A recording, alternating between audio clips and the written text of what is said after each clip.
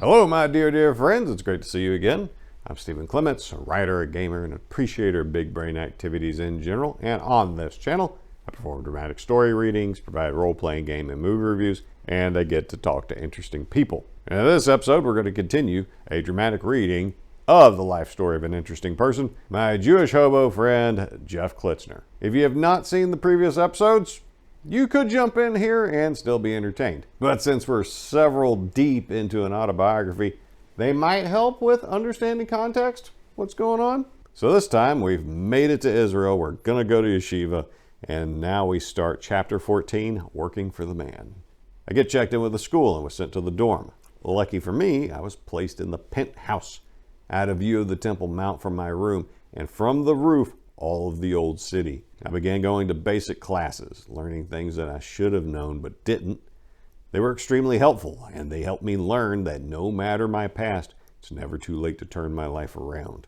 Now, you must understand, I normally don't have an accent, but surrounded by New Yorkers and some folks from LA, my southern pride was not going to be questioned by some damn Yankees. I let my y'alls and reckons fly, slowed down a bit and relaxed my tongue while talking. I continued to use this everywhere I went, with the exception of the South. Miles, an ex-Australian rules football player, kept asking me about Texas. I sat him down and laid it out. Never ask a Tennessean if they're from Texas. That's just an insult.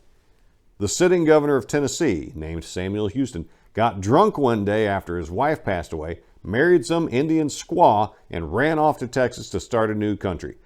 Texas wouldn't be there had it not been for those brave Tennesseans that died in the Alamo. In fact, I wager had there been one more Tennessean present at that battle, they would have fended off the rest of Santa Anna's epic army.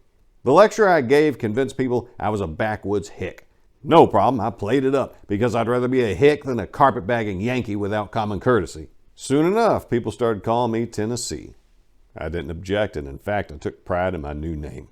I met some cool people my first few weeks there, and I began a Friday ritual of remembering everything I learned that week and trying to apply it to my life. I also spent the afternoons listening to 80s pop and old school country with headphones on, dancing on the rooftop and watching the Hajis throw rocks down onto my people praying at the wall. This was followed by police in riot gear going up to the Temple Mount and shooting tear gas into that golden dome, and teenagers using old ladies as shields to throw rocks and run.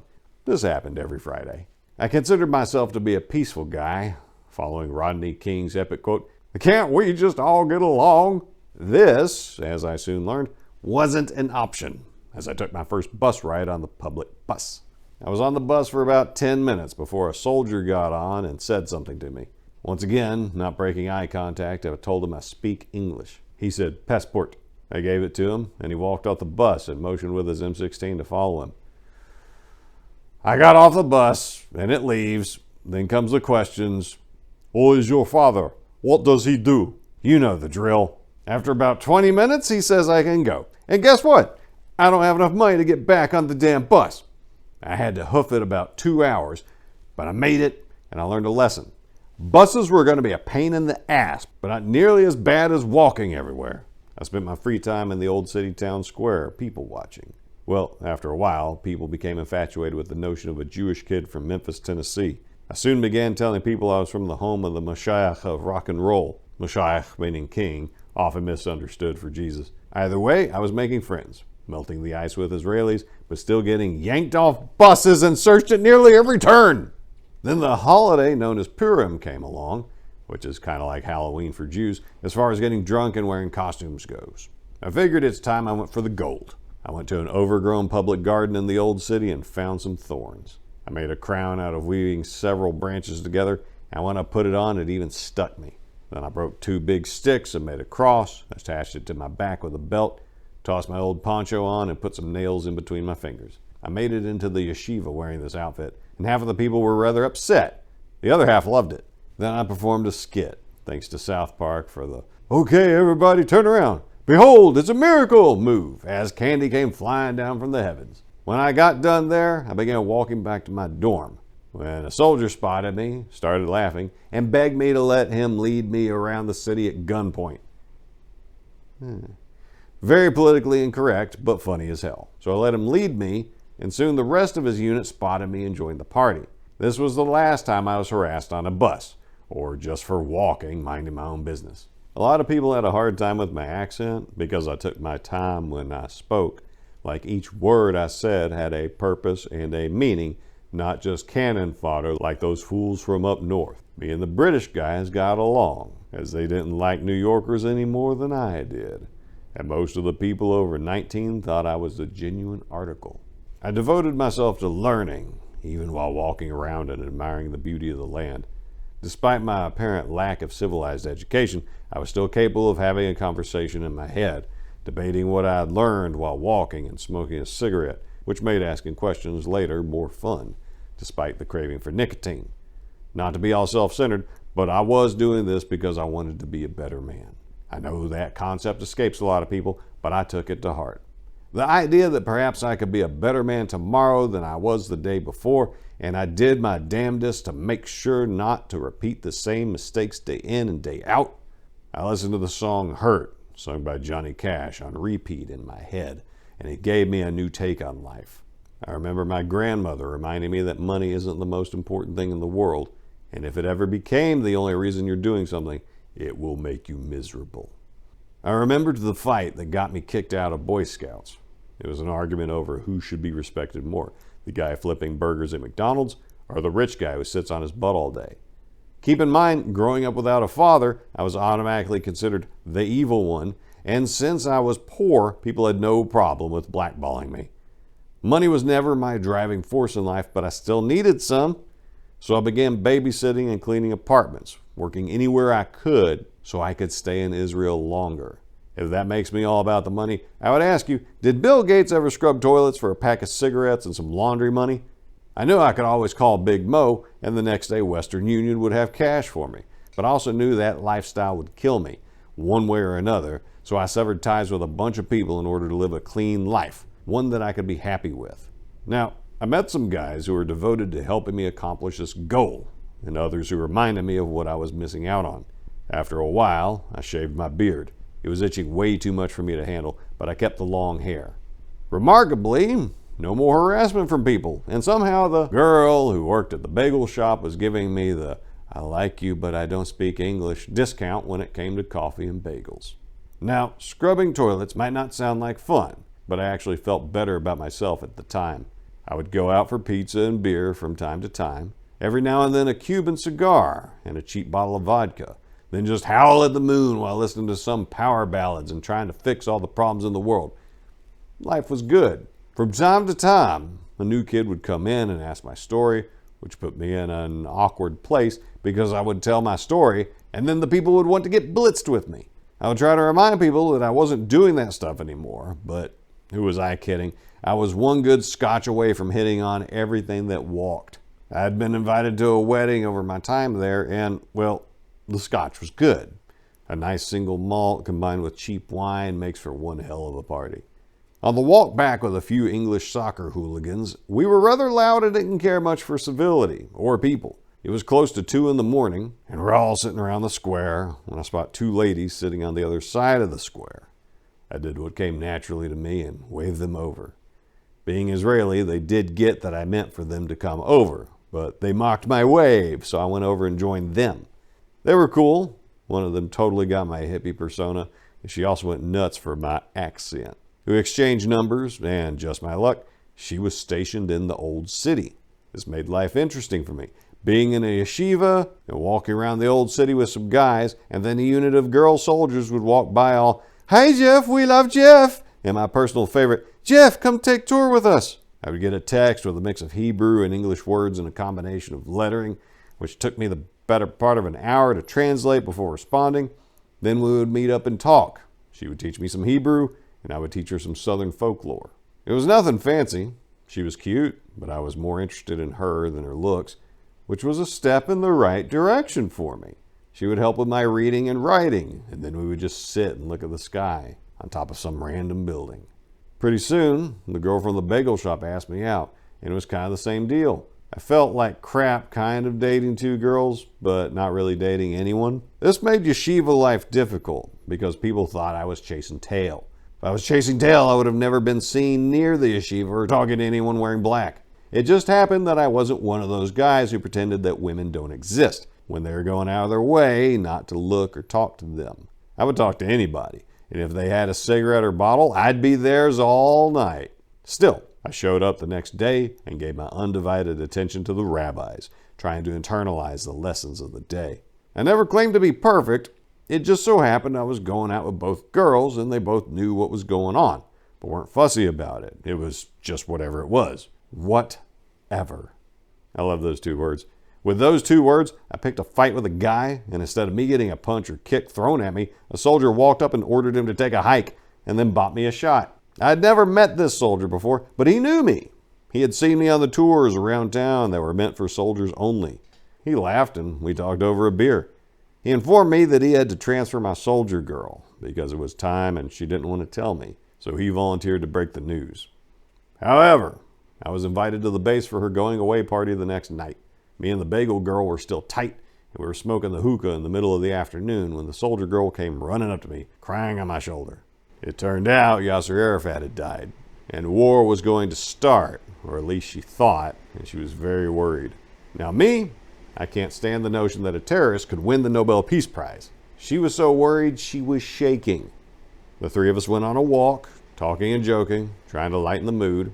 In the back of my mind still rested the fact that the enemy is the reason this bar was closed at the moment. And yeah, I was standing about 100 yards from the place where one of my peaceful cousins blew himself up, killing innocent pizza-loving folks. We spent the next 3 days talking. The bagel girl went to work, and me and the soldier girl went to her family's home to break the news to her parents. I didn't sign up for this drama. It just happened I cared for that girl, and still do. My fondest memory of us was on the bus ride back. We were the only ones on board, and I taught her how to sing "I'm a Yankee Doodle Dandy." Why? I don't know. Don't question me. I went to her going away party on base, and I was stuck inside of a small office with 20-odd female soldiers, all with M16s pointed at me. It was kind of a rush, but better than the alternative.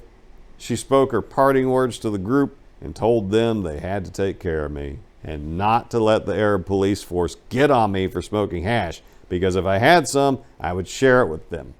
This came out of nowhere. I never once mentioned drugs or drug usage, but I guess my reputation preceded me. Just like that, what was meant to be wasn't, and I was walking down the road alone again. A few days later, I'm walking with one of the head rabbis of the yeshiva, and the whole gaggle of female soldiers came walking by doing the "We love you, Jeff, high five" thing. Of course, the high fives were just innocent, but the rabbi took offense. He was trying to explain this practice called shomer negia, which means guarding your touch. In other words, he was afraid me touching their hands would lead me to do deviant things. I was just giving them a high five. Meanwhile, me and the bagel girl were doing good. I proposed to her one night, and she asked me where would we live. I told her I would make a tent because I'm a survivalist, trademark, and that's just how I roll. She said, yes, I suppose the notion of living in a tent is irresistible, and she didn't mind that her parents hated me. Her mom thought I was trying to steal her and take her back to America. One thing led to another, and she wound up getting word from somebody that I would be better off without her. Looking back now, I can't answer that. I saw her the last time I was in Jerusalem. She had a stroller built for 3 and was happily married. That eased my guilt. As for the soldier girl, well, most people just assumed we stopped talking. Not really the case. You see, she went down to a touristy town in the Sinai Peninsula for Passover one year.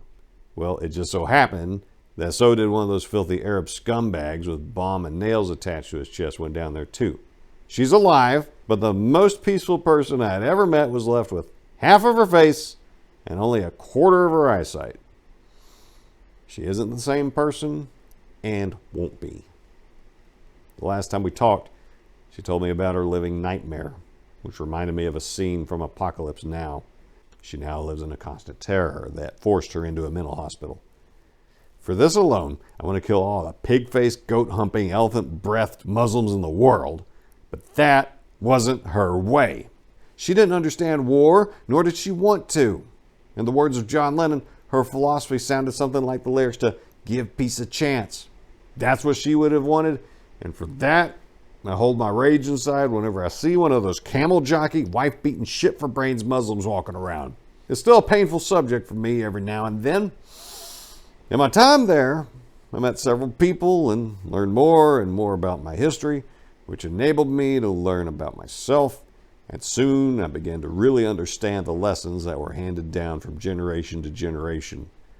I did feel better about myself after a while, but with that confidence, I got to be cocky. Humility is one of the things I have, but when it comes to people, I prefer them to adapt to me as opposed to me adapting to them. It was destined for me to fall from grace. It was just bound to happen. The trick was for me not to fall too far down. One of the people I studied with on a regular basis was a former producer, and his wife a dancer and actress. She was going to put on a show in America and do a tour. Since we were learning well together and his kids liked me, I offered to be the roadie and drive from town to town and help set up. This made sense to him too, and we decided to get an RV. This way the family and nanny could sleep while I drove all night. There was still time before this was going to happen, but some people at the yeshiva got upset, and while I wasn't in the mood to run drugs or even buy any, it just kind of followed me around. I never got in trouble for it, but I did feel bad for a little bit. Every time I went to a wedding, I felt out of place. So extremely out of place to the point that it was uncomfortable for me, so I would drink to excess and leave later when the bar was empty. While all this was going on, I found a book. It's kind of a guideline to the strictest views in Judaism. With this book, I took a test that was given to potential rabbis as a final exam, and I aced the damn test. I had to rip it up because being a rabbi means you're willing to take on a leadership role in one way or another, and that was not for me. I just wanted to get to know my people and hopefully myself. I actually forbade the person who graded the test from telling anybody. I don't regret that decision, but I do regret not rubbing it in the faces of a couple of people who didn't think I did anything but talk to anybody walking around. I was fortunate to have study partners who knew better and realized I was capable of thinking about more than one thing at a time. I felt like once I announced I was leaving for a while, people got upset and had no desire to see me anymore. Before I left, I met with the head of the yeshiva in his office. Most people consider this a great honor. I was not one to disagree. When I met with him, he was cool. He asked me what I was going to do, and when I told him, he told me to go with God. He asked me what I had learned. I told him I would need more time, but most importantly, I did learn there is a God, and he had a plan for us all. And I'm not one to question his methods anymore. He laughed and said that he still questions his methods, and then he asked me to pray twice a day. Not even pray, his exact words were, "Talk to God 2 times a day, and you will be better for it." I do appreciate the reassurance I got from him, which I had gotten from some of the rest of the people. But coming from the head rabbi, it meant a lot more than a certificate saying I was a rabbi. Chapter 15, The Tour. My friend Todd had produced a one-man show for his wife, and we were going to share her message with the rest of the world, or at least most of the American Jewish community. Her show was about her journey in life from being a rockette to a nice Jewish housewife who happened to be Japanese. We were going to do shows in New York, LA, and everywhere in between, and out of the way too. Now, he and his wife were very religious. I wasn't quite there, but it didn't matter. Out of respect for him and his family, I did the best I could on the religion thing. Anyway, I met him in Brooklyn after a quick visit home that was uneventful, except for catching up with some friends.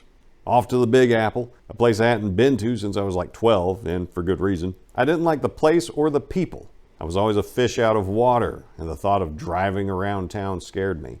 Not for fear of life, but for fear of having to talk to one of those Yankees. My promise to my grandmother would be safe. I hated the hustle and bustle of the Big Apple. The lack of common courtesy among people made my small acts of random courtesy seem like a big deal. I held open an elevator door for an old lady with groceries, and the other people in the elevator started cussing at me.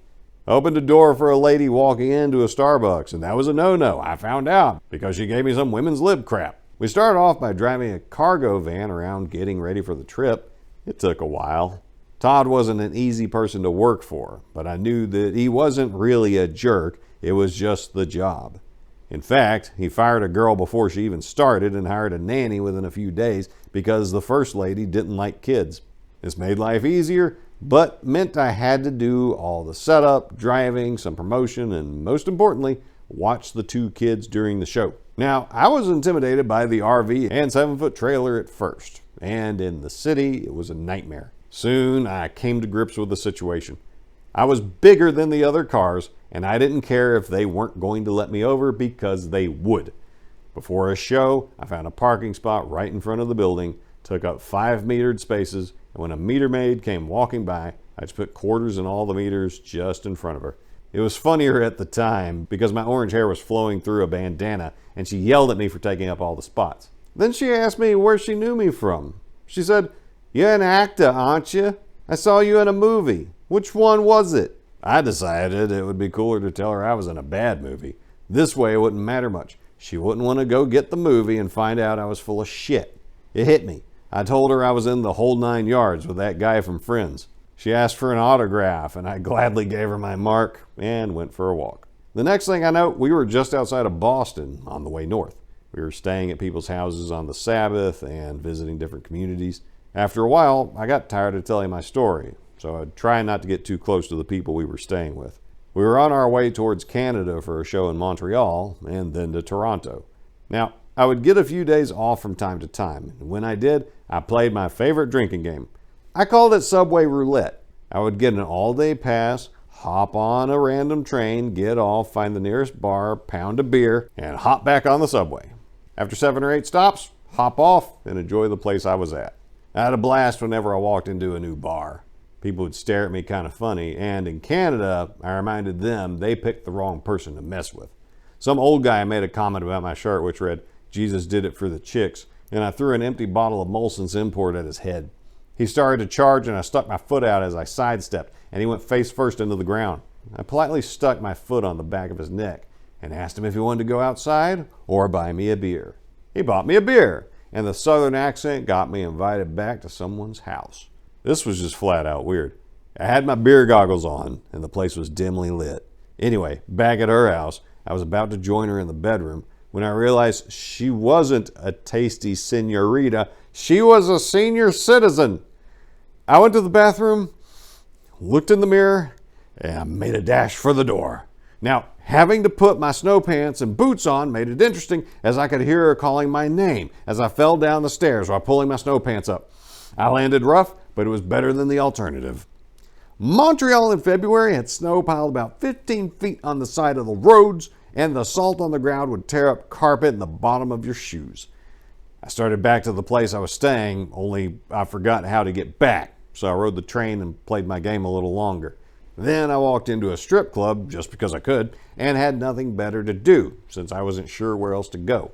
Sitting in the back of the bar, I noticed one of the girls who knew me when I was playing gangsta. She ran up to me and started running her mouth about how she had to run away from her pimp, but now she was in charge, and the owner of the club came up. She introduced me, and he yelled at her, and then she whispered something in his ear. I still don't know what she told him. He said, "Walk with me," and we walked. He was telling me all about his club and how on Friday nights it's a nightmare because the girls are all on something, fighting and stuff. I reminded him that he chose this business. The business didn't choose him. And to look at the bright side, he had a fully stocked bar and naked women walking around. What more did he want out of life? With that, we sat down and polished off bottle after bottle, and then he got the nerve to ask me if I was still juggling 4 or 5 girls a night. I told him that it seemed a lot cooler at the time, but it was a nightmare having to deal with all their crap. Then he asked if I wanted a job. He needed a DJ and someone to help him manage the place. I thought long and hard for the next 10 seconds, and I told him I couldn't do it. That life was over for me. I then proceeded to get hammered with him, and the girl I knew came up to me, sat on my lap, and I told her about the old lady. She was loving that story, and then she rolled a fatty blunt. We went out back to smoke because she didn't want any of those whores getting in on her stuff. When we got back outside, the owner was in the DJ booth and said the girl was up next. I told her, "I got this," and went into the booth. I picked out the perfect stripper songs for her. Closer by 9 Inch Nails, followed by Freebird. Why Freebird? Dude, be serious. It's freaking Freebird. It's always the perfect song. Then I left, not quite remembering where I was staying. The next morning, Todd asked me where I was and what I had done. I told him it was just one of those Jack and Coke nights, and we laughed. That was it. Next stop, Toronto. So I played my game again, this time with a twist. I would do a shot instead of a beer. Well, the next morning, I woke up outside the RV in the snow, and that's all I remember. Some will say I was living a double life or being a hypocrite. I never looked at it like that. I have vices and I make mistakes, but I'm not the only one. I was working really hard. I was going on a couple hours sleep a day, setting up the stage, wiring, lights, speakers, and then watching the kids during the show or selling CDs after, then packing up and driving to the next city. So when I got a night off, I took advantage. Maybe I had too much fun, but when I work hard, I play hard. That's just how I live my life. It just kind of happens. I never planned to do anything. In Toronto, I bought some Cuban cigars and some whiskey. Next stop was Detroit, so crossing the border made for some great times as I pulled up in the RV, and the Border Patrol was just convinced I was dirty. I wrote on the form I bought cigars and whiskey, so they made everybody get up and out of the RV and searched it. Unfortunately, my boss had a safe and a lot of cash from all the shows, and that just led to us being treated like drug smugglers. They went through everything and started complaining about my cigars and Fidel, and I was going to have to either smoke them now or flush them down the toilet. After they x-rayed everything, they let us go with an official warning. So now I get harassed for smuggling whenever I pass at an airport. Just a quick heads up, always keep the Cubans in your pocket and you'll be fine. They never search your pockets in customs. Back to driving around. I went through Chicago, and I was pretty tame until I picked up a cowboy hat somewhere in Georgia when we did some shows in Atlanta. I passed through Memphis and got my CDs. This made it a party, and driving at night was a blast. Savannah was by far the coolest place that I wish I could have hung out more at and done some damage there. That place just had a special feel to it, and it was beautiful. My accent wasn't so bad there, but it wasn't in the cards, as we had to be in Miami the next day. I drove straight through the night, only stopping twice for gas and a quick cigarette. I had cruise control on, my feet out the window, some Eric Clapton in the CD player, and 80 miles an hour was just fun. Once we got in, I crashed, and then I recall seeing my aunt at the West Palm show. Miami was strange. Because of the time of the show and booking arrangements, I had to stay close, so that right after the Sabbath, I could do all the setup. I stayed at some hotel and did some grocery shopping for myself, a bottle of scotch and some herring. I went to services Friday night, hoping to find a meal. For the first time, I was at Chabad Temple, and nobody even said hello to me. Chabad is one of those interesting sects of Judaism I never quite understood. I opted to go back, and being alone in a hotel, I just fired up some smokes, drank some scotch, and turned on the TV. This was the first time in about a year and a half that I had broken the Sabbath. After Miami, we went through the Redneck Riviera for a show, and then on to New Orleans, where I was a good boy. From there, off we went to Houston, or Dallas, I can't remember. Then on to Denver, which was very important because I had left some stuff in the basement after we lost the car on the road trip. I collected my stuff, mainly the rest of my CD collection, my pride and joy, with over 2,000 CDs. From Denver, we took the scenic route through Utah on the way to Vegas. Now, I will say, Utah has some of the most beautiful scenery in the world, but I had no time to stop. Had to make it to LA for a show. We got to LA, and I found out that we only had to set up once and take down once since the shows were going to be in the same place. I took a quick trip to San Fran to visit my aunt and my cousin, made a side trip to Berkeley to pick up another copy of Mao's book and some other communist materials before making my way to LA. Once back in LA, I went to visit my favorite hairdresser, Raymond. He did my hair on the side of the road and we went to a club. I had people coming up convinced I was a movie star. The reason had more to do with my attitude and the fact that the last time I was in LA, I bumped into Matthew Perry at the Grove. More like he bumped into me and I spilled my drink. He apologized by taking me inside and buying me a beer at the bar. He then proceeded to laugh during our quick conversation. I don't envy you tonight, man. Live it up. He then said, I'll see you on set next week. Don't forget, we start shooting at 2 p.m. He then walked off, and every bartender, waitress, seamstress, model, and actress in the bar was in my lap. The drinks came free. The bartender wanted me to pass his headshot along. The actress model who worked for Liz Claiborne won my heart that night. I wound up going to her place and just hanging out with her. She was introducing me to models, hairdressers, fashion designers. As I was starring in a new movie with Mr. Perry, the guy from Friends, I got free clothes, designer stuff, and all the velvet ropes were open for me.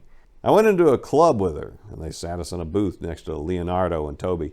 Well, this place was charging $800 for a bottle of Grey Goose. I didn't have the cash, but they did. And the model chick threw me into their booth, and we partied with them. When she left, I couldn't help but tell them what was going on. They loved it. In fact, they played it up even further for me by telling her that I might be in their next projects. Then she refused to let me go or leave her side, and everywhere I went, it was free. I actually got tired of the popularity, the rat race, real quick. Then I made the worst decision in the world. I told her the truth, and in the blink of an eye, I was on the curb. But I had a white Armani, and the velvet ropes were still open when I left. So upon returning to the Grove, a little older and wiser, some people remembered me. And just like that, I was giving people my mark on random stuff and posing for pictures of people. Now, the model chick refused to talk to me and couldn't have people knowing she got played. So my rep was intact. I just blamed the studio for sitting on the films I was in. Then I let the bullshit fly from there because I could, on the spot. When I was younger and staying with my uncle in Malibu, I spotted Michael Keaton at a taco place and said, "That's Batman." He corrected me and then told me to notice that he was trying to play down who he was so as not to be hassled. In fact, he was driving a beat-up Chevy. The lesson was, sometimes when you're a star, you try not to get noticed. I did the playing down thing so well that while sitting on some steps smoking a cigarette outside of a club, some guy parked his car and gives me a 10 spot because he thought I was homeless. I took his money back into the club as I walked by him in line and said, "Good luck getting in, dude." Then I gave the "What up, G?" double pat, chest bump, double pump bro hug to the bouncer and told him not to let that guy in. Jackass, insulting me. Back in the club, I bumped into a few stars, and since I acted like I owned the night, they hung out with me, bought me drinks. I hooked up with another model that night, but it wasn't long before I had to hit the road again. I had only a few days to get from LA back to New York in a rental truck. I hit the open road solo, feet out the window, cigarette in my hand, and 90 mph through Utah to Colorado with a blizzard chasing me down. Oh yeah, by the way, only in Utah will you see a beautiful blonde 16-year-old girl pumping gas. I was flying up the mountain with snow all over the road just like it was nothing, changing lanes and whatnot. Then I flew down the mountain, swerving past cops who had pulled over. I didn't care. Flying from town to town, I stopped in Omaha for the night, stayed with the rabbi, who was pretty cool. Then I made it to New York earlier than planned, and it was all good. We had some more shows to do there, but I had a lot of free time, and, well, I made my presence known in Manhattan with authority. I walked into the Waldorf Astoria, acted like I owned the place, went to the bar, drank up a storm, got the bill, just signed it and put a random room down. That wasn't my first drinking dash, nor would it be my last. I managed to get into some dive bars that only the hipsters knew about. I had a nice rep going there in the city that never sleeps. I managed to convince people I was a roadie for Slash, but the bastard had just fired me. This actually got me a bar backing job for the night, made close to $700 in tips. After a while, we finished the show. I packed up and made my way back to Memphis, on the way to Seattle again to work for my brother. And after that whirlwind tour of the States, we're going to call it for the day. So, hope you were entertained by this one. And I told you in those early episodes, it started dark, but it was going to get more entertaining as time went along. And if you're wondering how Jeff Klitschner was able to land all these hot chicks, well, remember that a lot of women are stupid, and psychopaths know how to pick them up. Now, before you start flaming me in the comments, I said a lot, not all. And a lot of guys are stupid too. Don't get caught up because it was you singled out. God loves everybody. So let me know what you thought in the comments. Like and subscribe. Share this around to folks you think might find this entertaining. And for now, my dear friends, that's all I got. Until next time, I wish you nothing but the best.